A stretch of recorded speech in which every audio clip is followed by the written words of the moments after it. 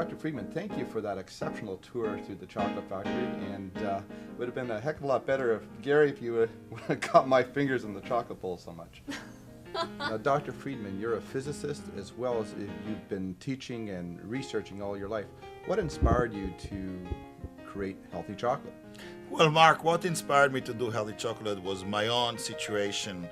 I contracted a very bad case of diabetes, and I even remember my last visit to the doctor where he said, I'm going to call 911 and get an ambulance Really? to take you to the emergency room because you're either having a heart attack right now or just going to have a heart attack any minute now. Oh, really? And so I said, I really don't want to go into a life of medication and surgery and all that. And I started doing some research, and I found the reasons for diabetes. And I kind of developed a protocol for myself to treat myself for diabetes.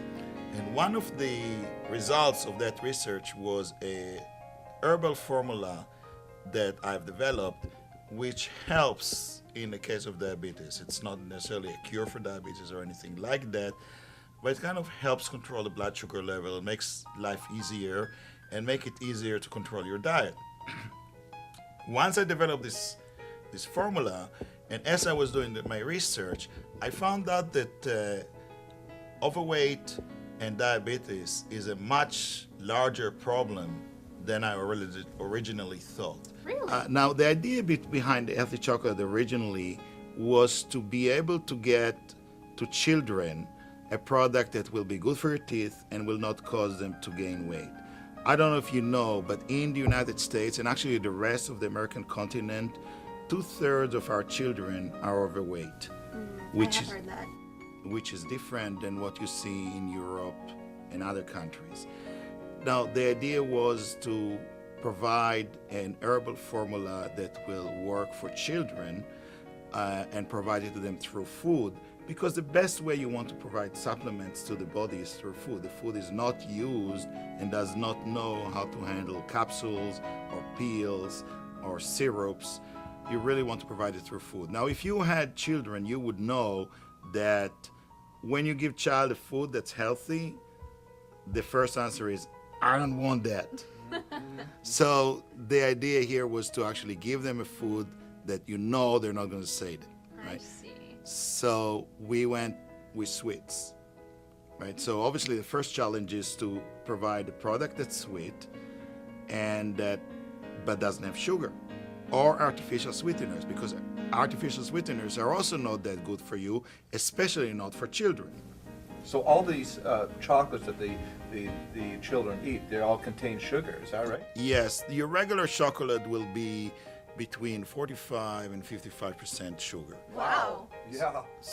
So when you take a bar of chocolate, you're actually holding sugar in your hand. It's really a sugar cube that's coated with some cocoa, if you think about it that way. Obviously, if you talk to any dentist, they don't like candies. I know there are dentists in here that after Halloween will actually pay the children for the candies that they collected at Halloween. Oh, No wow. kidding. Really? Yes. That's interesting. Yeah. So the idea here was to create a chocolate or a sweet, let's start it with that, a sweet that's not good, that's not bad for your teeth, Right. and that's actually good for you, it will not cause you a weight gain, right? So that's where we started. Now, in order to not cause the weight gain, right, you need to make sure that you reduce insulin resistance and you control blood sugar level in the body. So it's not enough to just have a diet chocolate, so to speak. We had to put the herbs in it. Right. And that's where it came to chocolate, because quite frankly, those herbs do not taste very good. No. Yeah. Right? So when you try to eat an herb, I don't know a child that will voluntarily eat an herb. I mean, I try agree. to go out and take a leaf from a tree and give it to your 3 years old and say, eat this. And I think there's going to be tears involved, and there's going to be some serious objections. And one thing that happened is once we made that for children, we gave it to adults. Of course. And all of a sudden, they were doing very good. Well, talk about that now. Aaron, I got a question for you, Okay. Earlier on today, I gave Gary a piece of chocolate, all right? And the question, what is it with women and chocolate? I mean, she took a bite of that chocolate and she looked like she was absolutely in love. Yes, I am a chocoholic. Yes. So here's the thing with women and chocolate. Chocolate creates an enzyme that is the same enzyme that is created in a woman's body after she has an orgasm. So it creates. Really? Well, there you go. What were you folks. doing There you over there, go. Gary? So it creates the same feeling Yeah. of a post-orgasm. Women like chocolate even more than men. It's a comfort.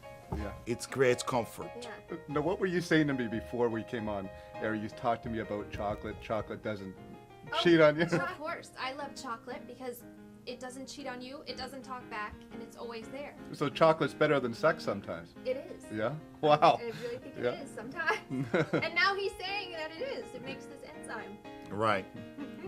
So what happened is that we gave it to adults, and one of the things that we saw is people that had diabetes, they were actually doing very well with it.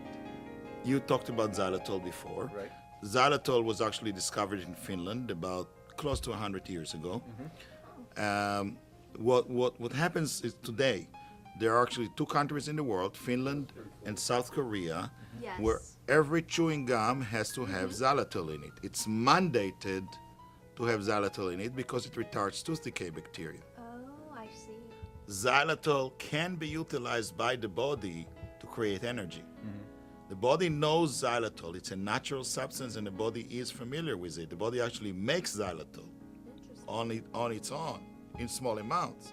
So when you eat xylitol, it doesn't require insulin in order to get into the cells like regular sugar. It does not take the place of oxygen in the blood. So you're not going to feel this tiredness. Right, right. Once it gets into the cell, your body can burn it and make energy from it. If you use high quality cocoa, then actually you're going to get appetite reduction Really? I didn't know from that. the cocoa. Why?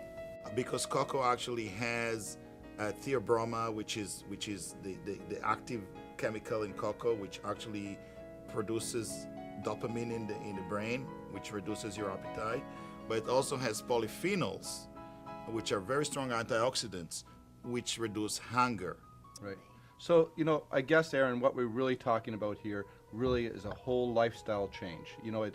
It's not so much I guess people really get into diet mode because it's what they've been eating outside of their typical diets, right?